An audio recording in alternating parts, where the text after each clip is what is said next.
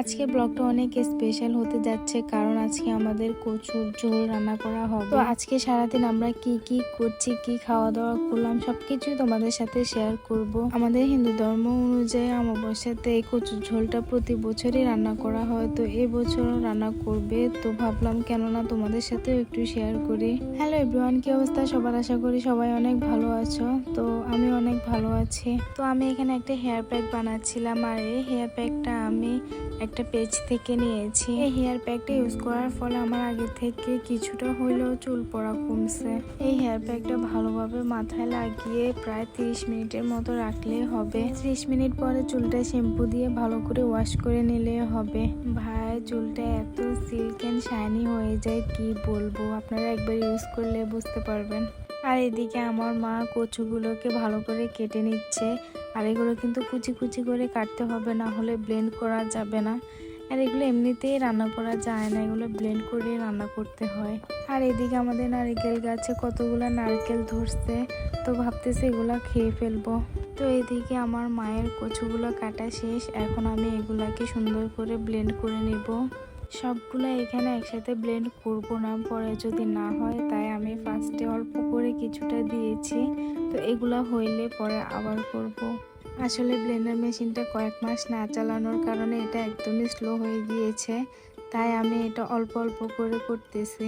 তো ফাইনালি আমার সবগুলা ব্লেন্ড করা ডান। আর এদিকে আমাদের পুকুর থেকে কত বড় একটা মাছ ধরছে। এই মাছটা দিয়ে আজকে কচুর ঝোল রান্না করা হবে।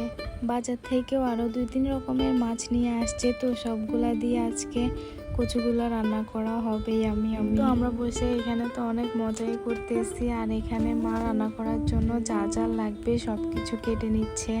তো মা এদিকে সবকিছু কাটাকাটি করতেছে, তো আমি ভাবলাম এখানে চুলায় রান্নাটা বসাই দিই। মা একা একা তো আর সবকিছু করতে পারবে না, তো আমিও একটু হেল্প করতেছিলাম মাকে। আসলে কচুর ঝোল রান্না করা সত্যি অনেক প্যারা। এখন কচুটাকে ভালো করে কষিয়ে নিতে হবে। যতক্ষণ পর্যন্ত না কচু থেকে পানিগুলো শুকায় যাবে, ততক্ষণ পর্যন্ত কচুগুলো এইভাবেই কষিয়ে নিতে হবে। আর এদিকে আজকে রিমো কিন্তু কাজ করতেছে, মানে সবাই কোনো না কোনো কাজে বিজি। এইদিকে আমার কচুগুলো প্রায় কষানো শেষ। আর এইদিকে দেখেন কতগুলা মাছ নিয়ে আসছে।